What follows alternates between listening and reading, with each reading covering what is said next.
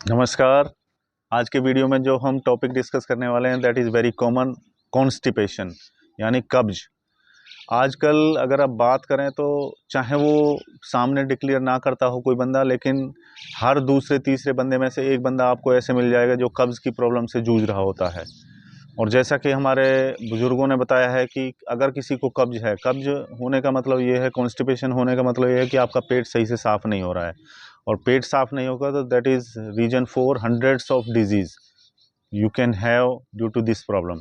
सो कब्ज़ को हल्के में ना लेते हुए आपको बहुत सीरियसली लेना है, और इसको जल्दी से जल्दी ठीक करने के लिए आपको काफ़ी उपाय करने पड़ेंगे, जिसमें से मैं 2-3 चीज़ बताऊंगा। कब्ज़ के बारे में कुछ कहावतें भी हैं कि कई बार अंदर टॉयलेट में बैठते हुए कई लोग इतना स्मोकिंग करते हैं कि पूरा का पूरा बंडल ख़त्म कर देते हैं, तब भी उनको जो शौच आती है वो ठीक ढंग से नहीं आ पाती।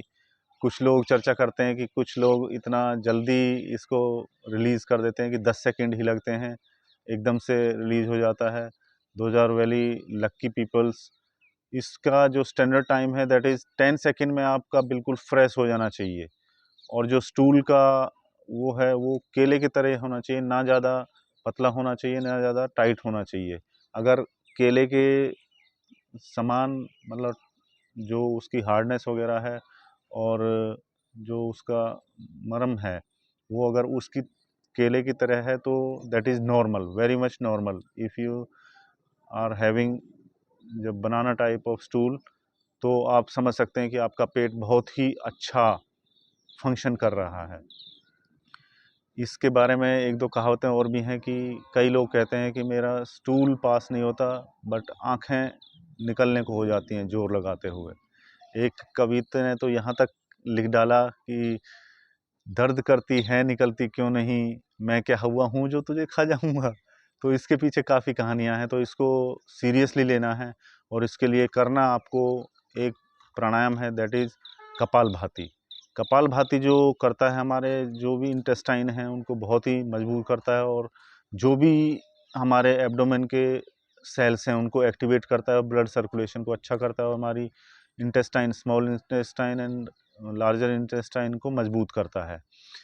इसके साथ में आपको एक चीज़ का और ध्यान रखना है। अगर आपको हैवी कॉन्स्टिपेशन है तो आप एक कैस्टर ऑयल नाम का आता है, अरंडी का तेल बोलते हैं उसको यूज़ कर सकते हैं। 20 से 30 ml रात को सोते समय ले सकते हैं, तो सुबह आप फील करोगे कि काफ़ी अच्छा फ्रेश हुए हो आप। अगर आपको बिल्कुल नेचुरल तरीका अपनाना है तो उसके लिए आपको एस गार्ड का यूज़ करना पड़ेगा। जैसे मैं पिछले वीडियोज़ में भी अपना डिस्कस करता रहा हूँ और बताता रहा हूँ कि ash gourd is a very much powerful and healthy tonic for our abdomen. Ash gourd का जूस, जो कि सफ़ेद पेठा का जूस है, उसमें जूस निकलता भी काफ़ी मात्रा में है, तो आप उसको 3 महीने तक यूज़ करो अपने डेली रूटीन में। उसका ध्यान ये रखना है कि सुबह अर्ली इन द मॉर्निंग बगैर कुछ खाए पिए उसका यूज़ करना है, और उसको लेने के 2 घंटे बाद तक कुछ भी खाना पीना नहीं है। तो वो बहुत ही ड्रास्टिक और अच्छे रिजल्ट देता है।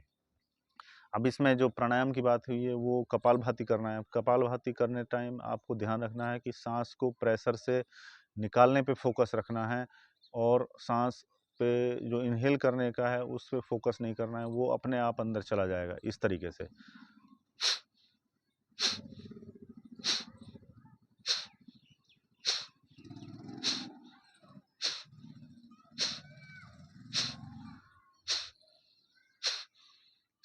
आप फील कर रहे हैं कि ये एब्डोमेन को बहुत ही मतलब एक्टिवेट करता है, वाइब्रेट करता है, जिससे हमारी इंटेस्टाइन मजबूत होती है और सिस्टम तंदुरुस्त होता चला जाता है। तो इसको आप 5 मिनट, 7 मिनट, 11 मिनट जैसा आपका तबीयत अलाउ करे उस तरीके से बढ़ा सकते हैं, और अपने कब्ज़ पर निजात पा सकते हैं। तो मेरा आपसे रिक्वेस्ट है कि खाने पीने पे इसके लिए स्पेशली ध्यान रखना है कि बाहर का जंक फूड आपको बिल्कुल नहीं खाना है। जंक फूड 100 रोगों की एक मुसीबत है, एक जड़ है, जिसको आपने बिल्कुल जड़ से उखाड़ के फेंक देना है। तो कपालभाति के साथ और खाने पीने के संयम से आप अपनी कब्ज को कंट्रोल कर सकते हैं और एक हेल्दी लाइफस्टाइल जी सकते हैं। बहुत बहुत धन्यवाद।